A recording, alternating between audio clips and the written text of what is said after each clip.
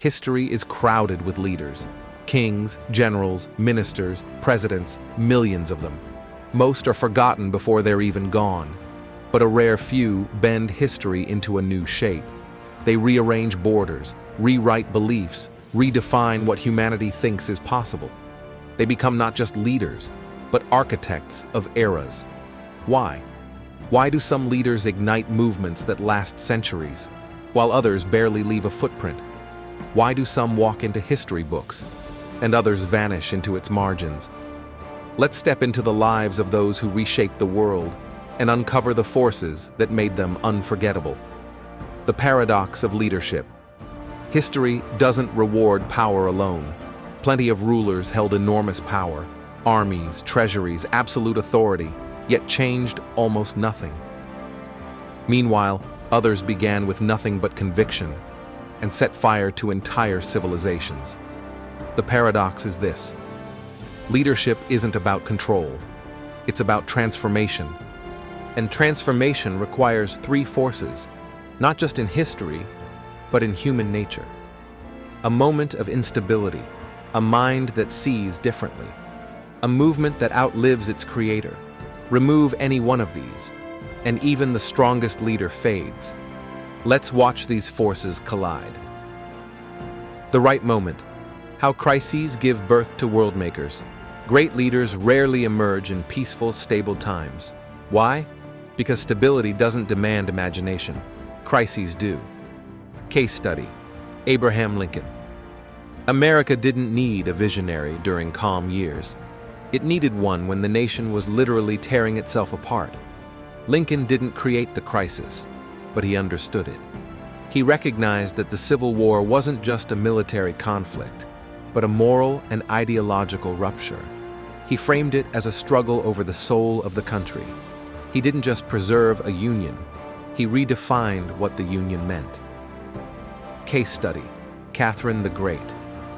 Russia was stagnant, insulated, and suspicious of new ideas. She entered power as a foreign outsider, the worst possible position.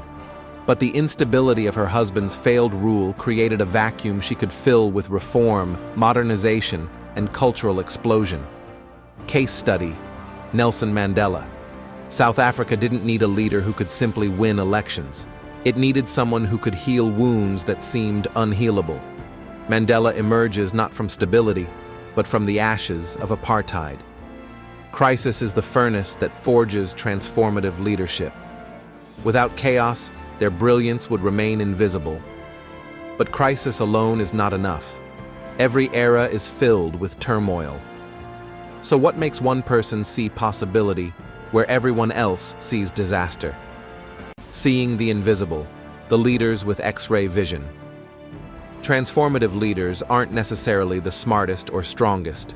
They are the ones who interpret reality differently. They see power where others see weakness, opportunities where others see threats, futures where others see dead ends. They understand that the world is not fixed. It's malleable. A story waiting to be rewritten. Julius Caesar. Rome was collapsing under corruption, inequality, and political violence. Most leaders tried to navigate the chaos. Caesar saw something else. A system on the verge of reinvention. He didn't merely play the political game, he transformed the game board. The Republic would fall, but in its place rose something stronger, a centralized empire that would define Western civilization for centuries. Queen Elizabeth I of England was bankrupt, surrounded by enemies, divided internally. Most monarchs would have tried to secure power through force. Elizabeth saw that stability wasn't about crushing rivals, but building a cultural identity that unified the fractured kingdom. She turned a vulnerable island nation into a confident, imaginative, outward-looking civilization. Steve Jobs. A modern example. Jobs didn't just build products. He reshaped how people related to technology, transforming computers from tools to extensions of human identity. Jobs didn't follow trends. He created them. Transformative leaders don't just react to the world, they reinterpret it. But vision alone doesn't rewrite history. Many dreamers had brilliant ideas that went nowhere. So what separates the dreamers from the world makers? The movement beyond the self. To rewrite the world, a leader must create something that outlives them.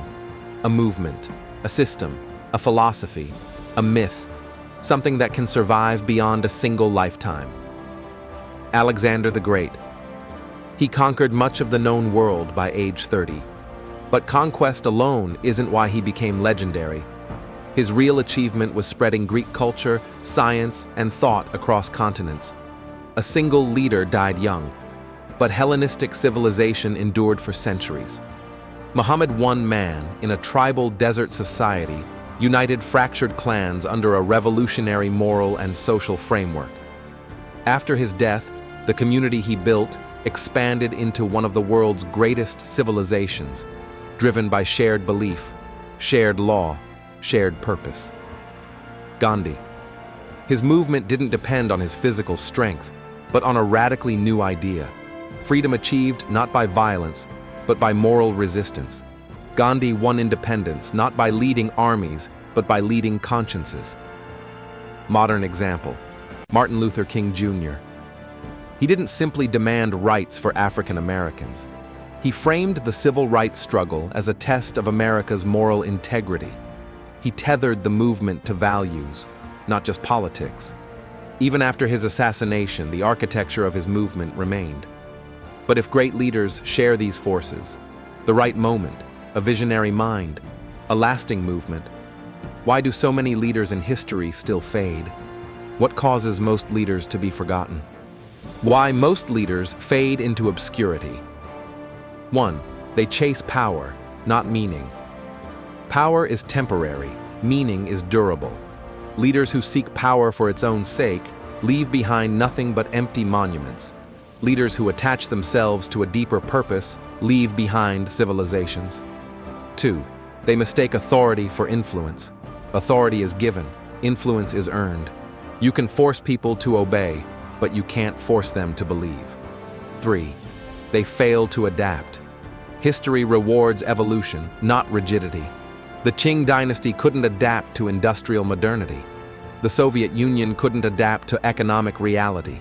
Countless rulers across centuries collapsed because they tried to freeze the world while history kept moving. 4. They leave no successors. A movement without continuity is just a moment. Many great innovators failed because their visions depended solely on themselves. True leadership designs a world where others can continue the work. 5. They never confront the deeper moral question. Leaders who transform the world grapple with what the world should be, not just what it is. Those who avoid moral responsibility may gain power, but they rarely gain legacy. The shadow side, when world makers create darkness. Not all transformative leaders create better worlds. Some create nightmares that reshape history just as powerfully. Hitler, Mao, Stalin, Genghis Khan, Ivan the Terrible. They took the same ingredients, chaos, vision, movement, and forged catastrophe. This is the uncomfortable truth. The ability to rewrite the world is morally neutral. It can uplift humanity or destroy it. What distinguishes a liberator from a tyrant is not brilliance, charisma, or courage, but the values that guide them. History's greatest monsters were not mediocre. They were exceptional, and unrestrained by conscience. The capacity to reshape the world is both humanity's greatest strength and its greatest danger. So what, then, defines a leader who changes history for the better? What turns ambition into progress and prevents vision from mutating into catastrophe? The 3 measures of a world maker. 1. They expand human possibility. The best leaders leave humanity stronger, broader, more capable. They unlock new avenues of thought, not by force, but by illumination. They make people think, the world can be bigger than I imagined. 2. They create order from chaos, without killing the future. A tyrant stabilizes chaos by crushing alternatives. A visionary builds stability by inviting participation. Tyrants trap history. Visionaries open it. 3. their impact survives, without their authority. The truest mark of greatness is that their movement grows stronger after their death. A leader who must be present for the system to work is not a world maker. They're a bottleneck. What this reveals about human nature. Why do we follow some leaders and ignore others? Because deep down, humans crave three things: direction, a sense of where the future leads; meaning, a reason to endure hardship; identity, a place to belong. World-making leaders give us all three at once. They don't just lead armies or nations or institutions. They lead imagination. They offer something deeper than orders, a story in which people can see themselves. History is not a river flowing on its own. It is a canvas, repainted again and again by those bold enough to imagine a different picture. Some leaders fade because they never touch the canvas. They simply manage what already exists. But the few who rewrite the world are the ones who dare to ask, what if the world could be otherwise? And then act as if the answer is possible. The truth is, history is hungry. It devours most leaders without a trace, but it immortalizes the ones who align their moment, their vision, and their movement to transform not just their age, but the human condition. So the question is not just, why do some leaders rewrite the world, but also, what kind of world are we creating now?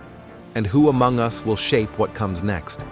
If you found this exploration insightful, give this video a like, share it with a friend, and subscribe to Timeless Questions channel for more deep dives into philosophy, history, and human nature. Because the questions may be ancient, but the wisdom is timeless.